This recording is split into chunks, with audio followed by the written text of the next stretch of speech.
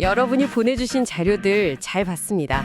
오늘은 이걸 토대로 채무자의 부동산, 이걸 신용조회를 통해서 어떻게 찾아내는지 좀 자세히 알아보려고 해요. 네, 판결문 같은 집행권원이 있을 때 말이죠. 강제 집행 전에 재산을 파악하는 거, 이게 진짜 중요하잖아요. 아 그럼요. 특히 부동산은 액수가 크니까 채권 회수의 거의 핵심이라고 봐야겠죠? 네, 맞습니다. 신용조회라는 게 단순히 재산이 있나 없나 이걸 넘어서서요. 네. 변제 능력이나 의지 같은 것도 좀 가늠해보고 좀 더 빠르고 정확하게 강제 집행을 하려면 꼭 필요한 첫 단계라고 할 수 있습니다. 첫 단추라군요. 그렇죠. 오늘 이 자료들 보면서 그 과정을 한번 같이 따라가 보시죠. 좋습니다. 근데 자료 보니까요. 개인이 직접 채무자 부동산 찾는 거는 거의 불가능하다 이렇게 나오네요. 네, 사실상 그렇죠. 소문으로 듣거나 아니면 등기부 주소지 말고는 알 길이 막막하죠, 사실. 현실적으로 그렇습니다. 그런데 방법이 없는 건 아니에요. 합법적인 방법이 있습니다. 오, 어떤 거죠? 바로 신용정보회사를 이용하는 겁니다. 아, 신용정보회사요? 네, 아까 말씀하신 판결문 정본 같은 집행권원, 그리고 필요한 서류들이 좀 있거든요. 네네. 이걸 갖추고 신용정보회사랑 계약하고 비용을 내면요, 보통은 한 일주일. 일주일 정도요? 네, 그 정도 안에 조사가 끝나고 결과를 받아볼 수 있습니다. 채무자 명의 부동산이 있는지 없는지 이런 것들이요. 그렇군요. 자료에 마침 또 구체적인 사례가 하나 있던데요. 대구의 아파트 한 채랑 토지 한 필지, 이걸 가진 채무자 케이스네요. 네, 맞아요. 그 사례를 보시면 이해가 좀 더 빠르실 겁니다. 자, 신용조회로 이렇게 부동산 정보가 나왔어요. 그럼 제일 먼저 뭘 해야 되나요? 일단 정보가 나왔으면 제일 먼저는 등기부 등본을 떼봐야 합니다. 아, 등기부 등본. 네, 그걸로 진짜 이 사람 소유가 맞는지, 그리고 다른 권리관계, 예를 들면 근저당 같은 게 있는지 이걸 정확히 확인해야죠. 이 사례에서는 그럼 어떻게 나왔나요? 네, 이 사례 보니까 2015년에 아파트를 샀고 같은 해에 은행에서 근저당권을 설정했어요. 금액이 2억 2,800만 원. 와, 2억 2,800. 꽤 크네요. 근데 이 금액이 실제 빌린 돈이랑은 좀 다를 수 있다고요? 네, 그게 중요해요.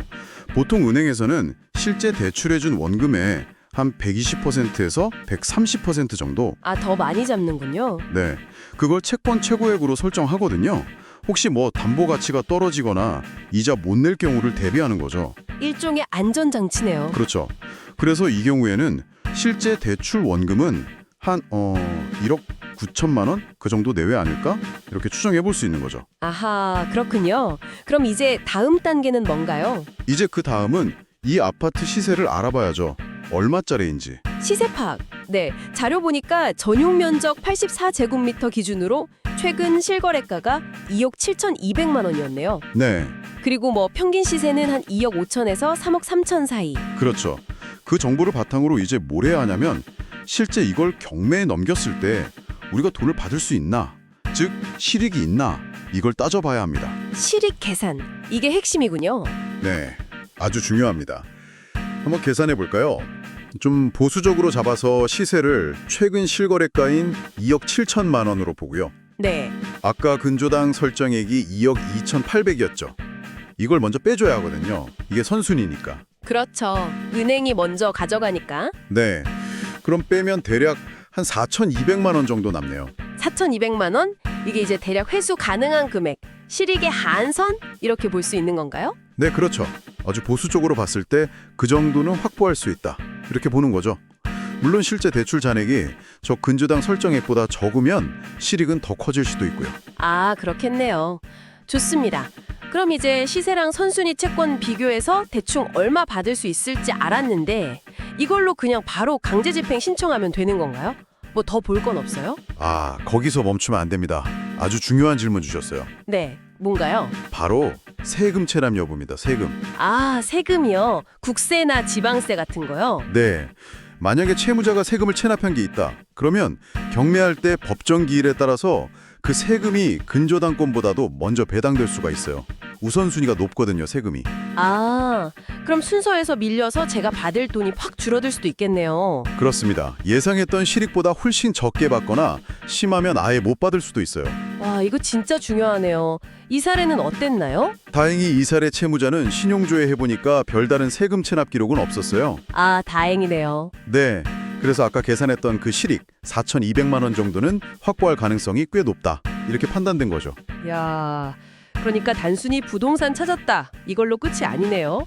등기부 보고 시세 보고 또 세금 문제까지 이런 변수들을 다 따져보는 분석 과정이 진짜 중요하군요. 정확합니다. 핵심이에요. 많은 분들이 그냥 신용조회 보고서 받으면 아, 찾았다. 이걸로 끝이라고 생각하시는데 그게 아니거든요. 네. 진짜 중요한 건 그 정보를 가지고 전문가가 객관적으로 분석하고 현실적인 조언을 해주는 것. 이걸 바탕으로 구체적인 회수 전략을 짜는 게 중요합니다. 그러네요. 분석 없이 섣불리 경매 들어갔다가 오히려 비용만 날릴 수도 있고 반대로 실익이 있는데 놓칠 수도 있고요. 그렇죠. 그래서 어떤 전문가나 기관에 이걸 맡겨서 분석하고 조언을 구할지 이것도 신중하게 선택해야 하고요.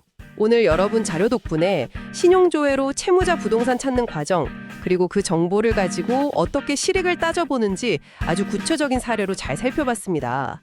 이 절차를 아는 것도 중요한데 결국은 그 정보의 진짜 가치를 꿰뚫어보는 분석, 이게 핵심인 것 같습니다. 네, 맞습니다.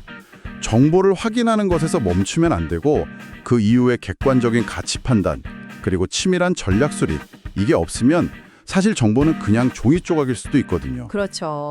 그렇다면 마지막으로 여러분께 한번 질문을 드려보고 싶습니다. 네. 신용조회로 자산을 찾고 아주 면밀하게 분석까지 다 마쳤다고 가정해봅시다.